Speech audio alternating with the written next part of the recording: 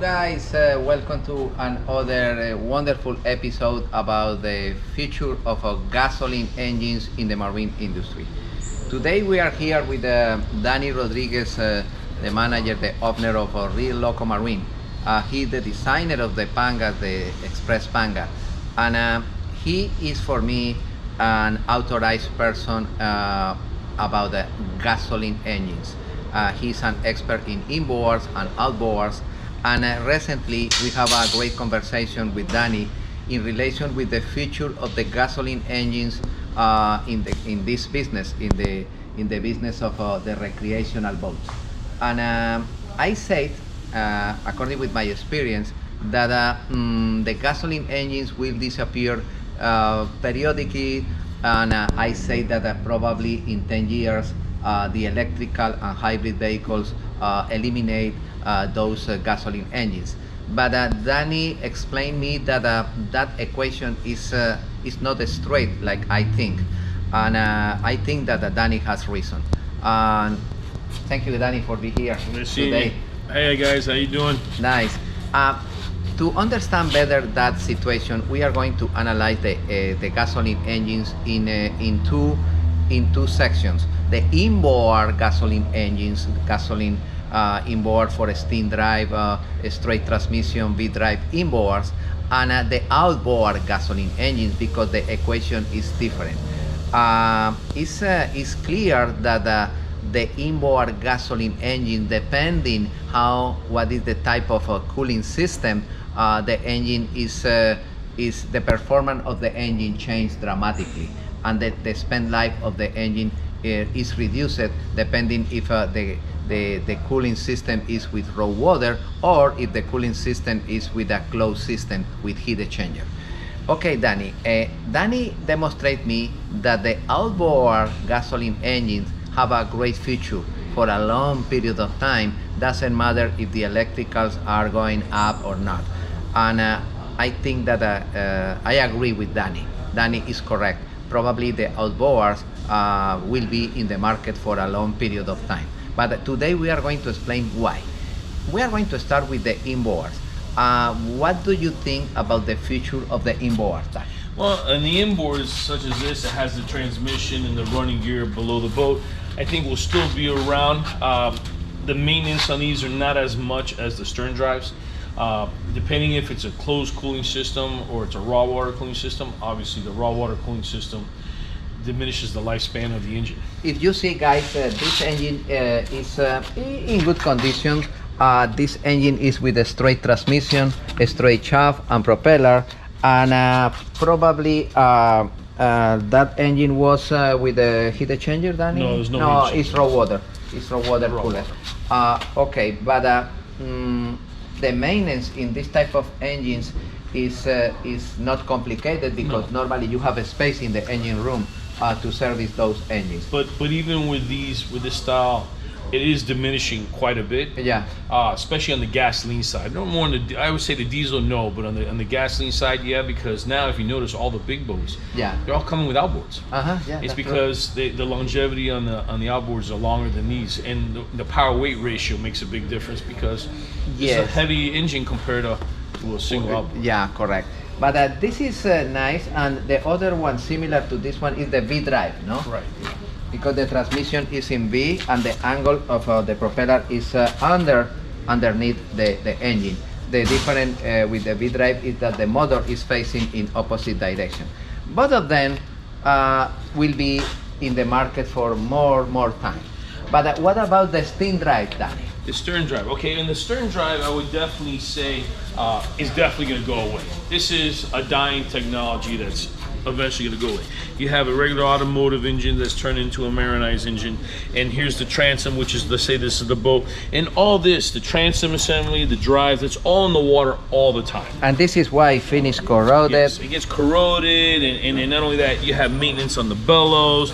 It's just a lot of maintenance required. So if you notice, a lot of the big boats, you know, even some at my shop, we take these engines out and we convert them into outboards. You know, we put a swim platform bracket and we do it. And so this eliminates. So this is definitely gone. This will probably be the last to go. But this one's definitely going to go away. Yeah. I said it's just too much maintenance. So it's cheap. And the only reason people have these in the boat manufacturer use them because they were cheap. Yeah, but this one have a lot of inconvenience. Yeah, a lot of and number one is that the area where the engine is located is a confined area. You don't have a space. You don't have room to work on those engines. Those engines, the majority are raw water cooled, and look at the end of the days, the corrosion. You look at the whole engine. The whole engine is fully corroded. And like you said about the space, usually the opening is probably like this, and you have to crawl between there. You don't have a space for no nothing. one really. I'm probably one of the few people that still work on these. There's still a lot of guys out there that does, but for the most part, the newer generation mechanics want nothing to do with this. It's just old technology. It's done. It's done. In the maintenance. So on an outboard, you know, you have very little maintenance. That's correct. Compared to these, that's correct. And the contact with water all the time in the lower unit. Yeah, all constant. And you have to constantly change your zincs. Correct. You gotta have a good bonding system. The one thing that's nice is when you go with outboards, your motor's hanging out here. Look at all the space you gain in the boat. You get more real estate in the boat. Correct. And this is why the people migrate this solution, the steam drive, for an outboard. They fabricate, they reinforce the swim platform, and they install outboards. And in outboard, the equation is completely different. Outboards are cooled by raw water, but the situation is different. That depends if you use the boat a lot or if you don't use the boat, no, Danny? Yeah, the people who don't use their boat frequently tend to have the most problems. Yeah. Because things are not moving and you're allowing the water to stay stagnant inside the engine. Stagnant, yeah, and that's so correct. with them constantly, I tell customers all the time, if you have a boat that's in the water and you're not using it, just go to your boat every once in a while, fire up the engine, just cycle the water through the passages. So the water, because what happens, you get salt, and then it's an aluminum block, you get calcifications, so it starts to build up, and then what happens, it doesn't transfer the heat enough, and there's just so many varieties. And so it's all really to the person. You know, if you take someone can have a nice car and have a bad car and have the same car, you take care of the car and the other guy doesn't take care of their car. So it's how you take care of it. Yeah, the solution is use the boat. In outboards, additionally in outboards, I think that the technology is growing and advancing a lot. I remember some years ago the two strokes, and the people talk a lot bad issues about the two strokes, but I think that the two strokes were excellent because produce a high torque, excellent torque, less parts in movement. And I remember Evinrude produced wonderful engines to strap. Yeah, they just stopped, and that was really because of the company itself, not really because of the technology. Back in the day, what happened was you had the old two-strokes, and so what happens is it had a lot of pollution involved. It wasn't fuel efficient, but Evinrude was able to make a two-stroke engine that was more fuel efficient than a four-stroke, cleaner than a four-stroke, and had more power than a four-stroke. The only thing is, all the years of having those old two-strokes, people got brainwashed, say, hey, four-stroke's the way to go. But just think about it. You got 35% more moving mechanical parts on a four-stroke than you do on a two-stroke. So there's more weight, and then there's more maintenance. You got to do an oil change every 100 hours. So the first 4 years of his life, you're doing 4 maintenances compared to one like you would do, 2 maintenances. So it's like half the maintenance. That's true. And not only that, it's the two-stroke again. Like you said, it just gets more power up front. The four-stroke gets its power once it's up on the higher ranges. But it's like really the technology is just gone only because of the manufacturer. But and I remember in terms of pollution, Evinrude solved those issues.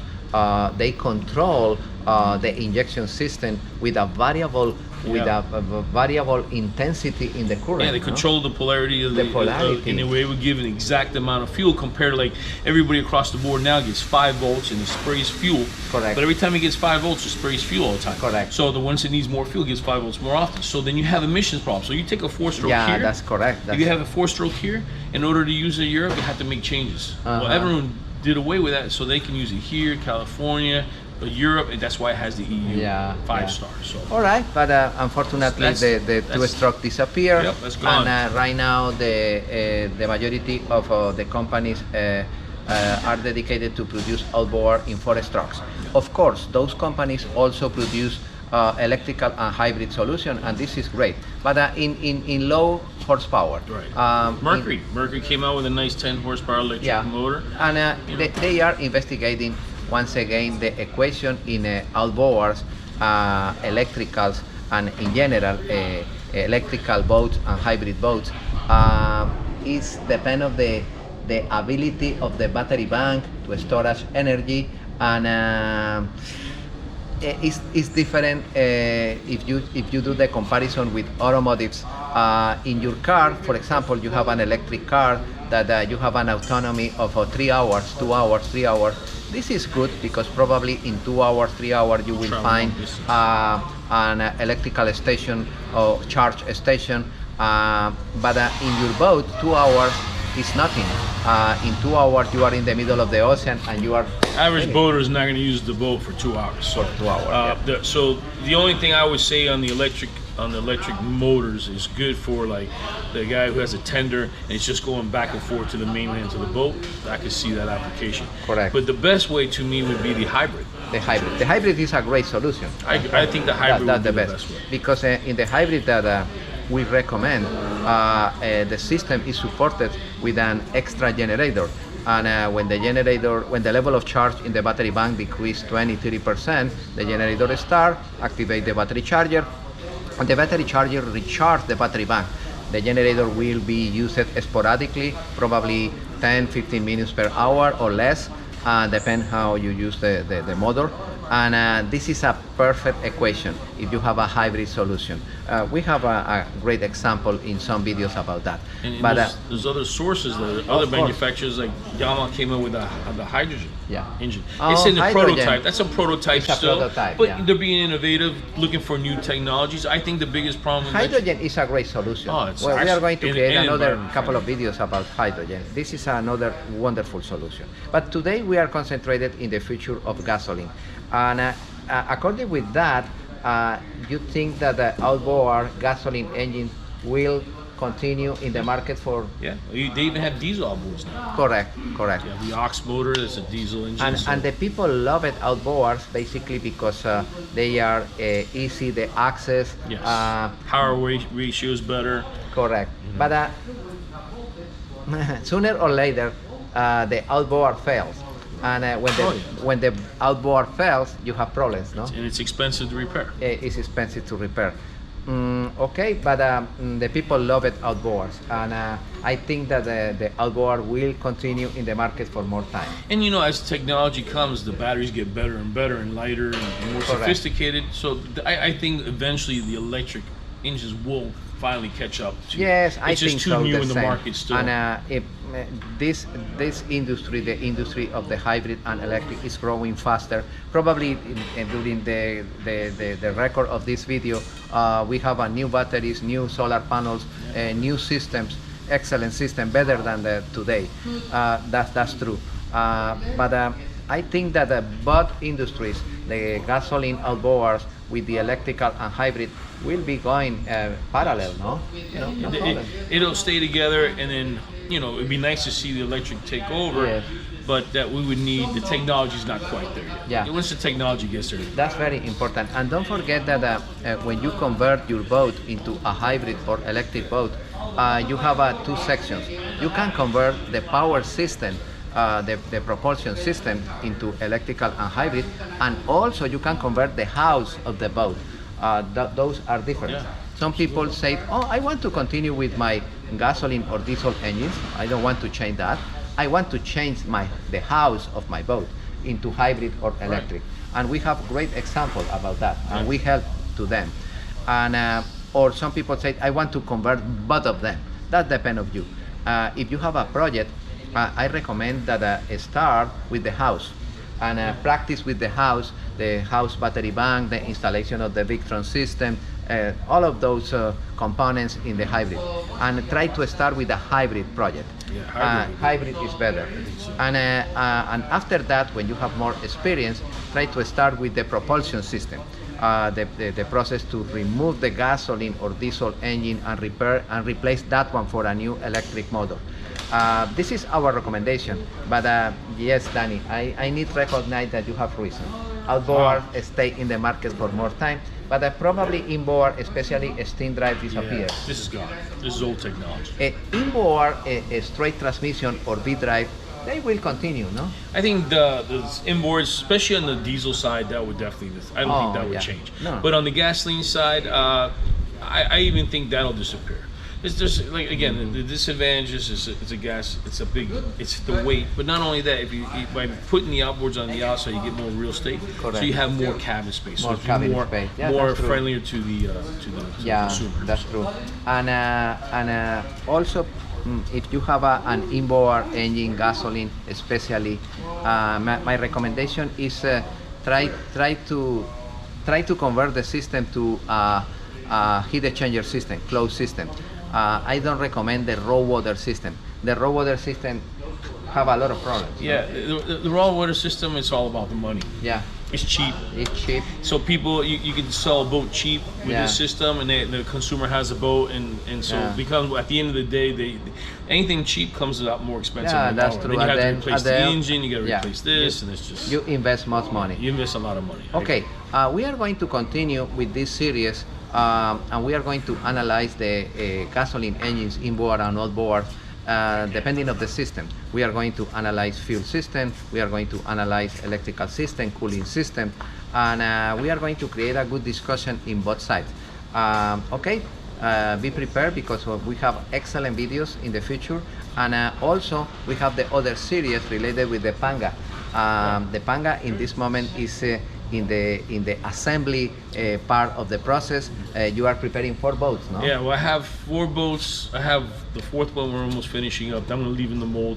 The 3 we're going to start assembling. So we'll start doing videos on that. I haven't quite done that. We're just trying to finish up this part. Just trying to get everything ready. For a lot of people that write me and Danny asking about the boat, yeah, the boat is coming. And probably in the boat show for Pompano Beach next year it'll be the Pompano Flea Market, hopefully. Pompano Beach Flea Market. Okay. We're probably going to debut, more than likely it'll be debuted. Okay, there. In that market, Danny is preparing 3 boats. And I hope you visit the Pompano Flea Market next year. It's in February, March? Yeah, I think it's in January, the middle of January. Oh, in the middle of January. Okay. They just have. We'll give updates on that when that comes up. All right, and okay, we will be there, Danny and me, in that boat show. If you want to meet with Danny and me, please visit the next coming flea market at Pompano Beach, and we are happy to see you and happy to explain the project and happy to show you the books and other features about this project. Thank you, Danny. Thank you very much. Thank you. Thank you, everybody. See you then.